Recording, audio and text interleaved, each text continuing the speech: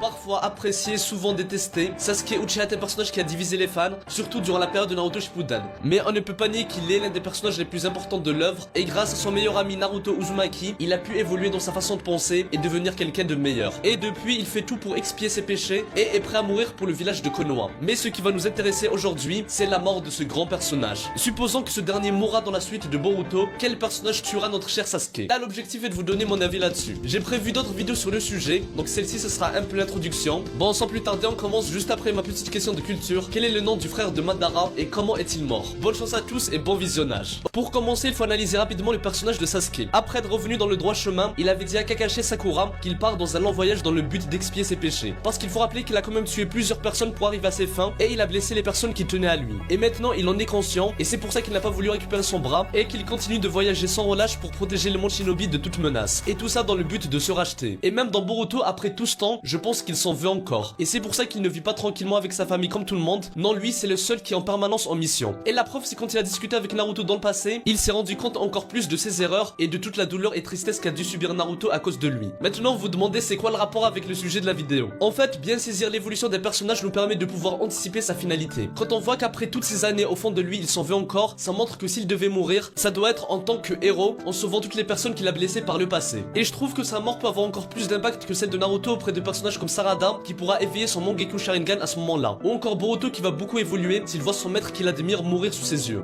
Donc pour moi, même si c'est l'une des choses les plus tristes qui pourrait arriver, Sasuke doit mourir pour le bien de l'œuvre. Après, je ne sais pas si Kishimoto va oser tuer Sasuke, parce que ça reste un risque énorme, même au niveau de la popularité du manga. A votre avis, pourquoi dans Dragon Ball Super, Goku et Vegeta sont encore et toujours mis en avant, au lieu de laisser place à la nouvelle génération? Parce que les mettre de côté et faire de Goten et Trunks les personnages principaux était un risque à prendre, et ils ont préféré choisir la facilité. Mais là, avec Boruto, je pense que ça reste possible qu'ils choisissent de faire mourir des personnages importants comme Sasuke. Maintenant, on arrive à la question du jour. Si Sasuke devait mourir, qui le tuera? On va procéder par élimination. Premièrement, beaucoup de personnes pensent que Daimon va lui ôter la vie, et ce dernier n'est pas à sous-estimer. D'après Amado, il a des capacités de combat dépassant celles de Jigen, et grâce à son pouvoir spécial, il peut renvoyer l'attaque de son adversaire contre lui. Et plus l'intention de tuer est forte, plus la réaction est puissante. Et quand on connaît le clan Uchiha et Sasuke, ce pouvoir peut être vraiment redoutable contre lui. Après, si c'est ce mec qui tue Sasuke, moi franchement je vais être un peu déçu. Oui, c'est vrai qu'il est surpuissant, mais ça reste un enfant. Si jamais il est en 1v1 contre Sasuke, il le bat et il le tue, ça sera décevant et personnellement j'y crois pas. Il ne faut écarter aucune possibilité, mais Sasuke est un immense personnage. C'est impossible de le faire mourir juste comme ça. Pour moi, c'est possible que Daimon participe à la mort de Sasuke, mais dans ce cas-là, ça ne sera pas l'unique personne qui va le blesser. Genre, il se fera attaquer par plusieurs personnes et peut-être que Daimon lui donnera le coup de grâce. Et pour moi, qu'importe qui tuera Sasuke, c'est sûr qu'avant de mourir, il réussira à vaincre son adversaire ou bien il trouvera son point faible et ses failles et grâce à lui, la nouvelle génération et les autres personnages arriveront à le battre, que ce soit Daimon ou autre. Après, honnêtement, pour moi, la probabilité que ce soit Daimon reste basse, même si ce n'est pas impossible. Parce que sérieux, c'est comme si dans DBZ, Vegeta se faisait tuer par Cell Junior. Il faut un peu de respect pour les grands personnages. S'il venait à mourir, ça doit être contre les ou le méchant principal de l'arc. Même si j'avoue que là, Daimon est quand même très puissant. Bon, je ne veux pas trop m'éterniser sur chaque possibilité, mais parmi les autres personnages, il y a Code qui veut se venger de la mort d'Ishiki Otsutsuki. Et Sasuke fait partie de la liste. Et à mon avis, avant de mourir, Code réussira à tuer au moins un mec de sa liste. Sinon, ça sera quand même un flop pour le soi-disant successeur d'Ishiki. Mais bon, ça, j'en reparlerai une autre fois. Il y a aussi Kawaki que vous avez cité. Je vous laisse me dire ce que vous en pensez dans les commentaires. Il y a aussi le cas d'un futur ennemi, mais bon, bref, on parlera de tout ça la prochaine fois. Maintenant, on va passer à Borushiki. Mais avant ça, je vous le dis, je suis convaincu que si Sasuke ou Naruto vont mourir, ils auront une belle mort. Et leur mort ne doit pas être un échec. Ce que je veux dire par là, c'est comme le cas avec Daimon que j'ai voulu vous expliquer. Si ce mec, il vient et tue Sasuke simplement, comme beaucoup le pensent, ça serait une mauvaise fin pour le personnage. Il faut que sa mort soit un accomplissement. Par exemple, sa mort servira à battre une menace énorme contre le village de Konoha et le monde des shinobi en général. Mais voilà, en tout cas, c'est juste pas possible que sa mort ne serve à rien. Il faut au moins qu'il confie le reste à la nouvelle génération, que ce soit symboliquement en faisant un discours de fin à Boruto ou en transmettant sa puissance à la génération future, comme par exemple offrir son œil à Sarada. Mais bon, bref, passons à Borushiki. Vous êtes plus de la moitié à penser qu'il tuera notre cher Sasuke et c'est compréhensible. Il y a plusieurs signes qui montrent que c'est possible. Déjà, c'est lui qui a détruit son Rinnegan. En plus, il a dit à Boruto que s'il perdait le contrôle, il ferait tout pour l'arrêter, allant même jusqu'à le tuer s'il le faut.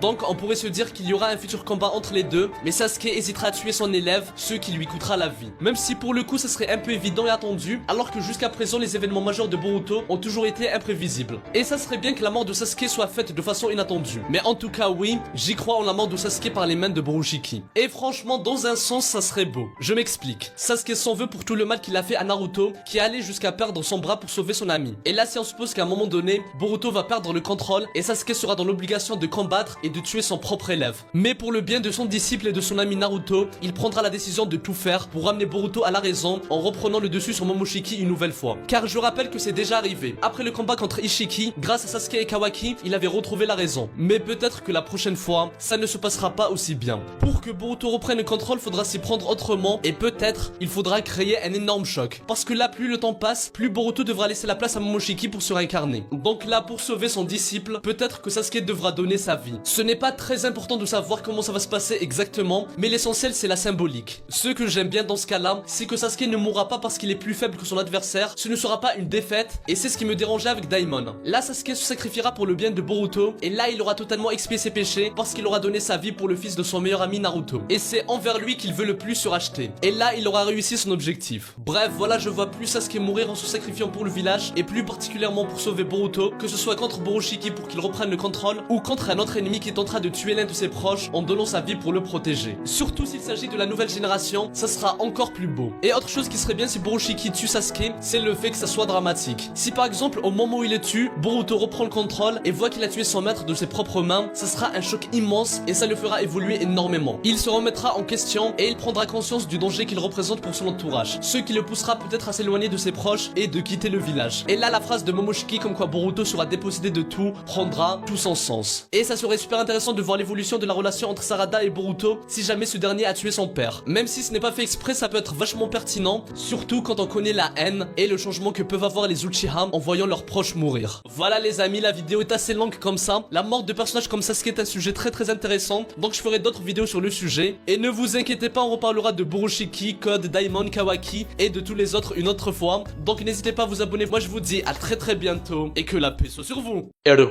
Psy, Kankuro.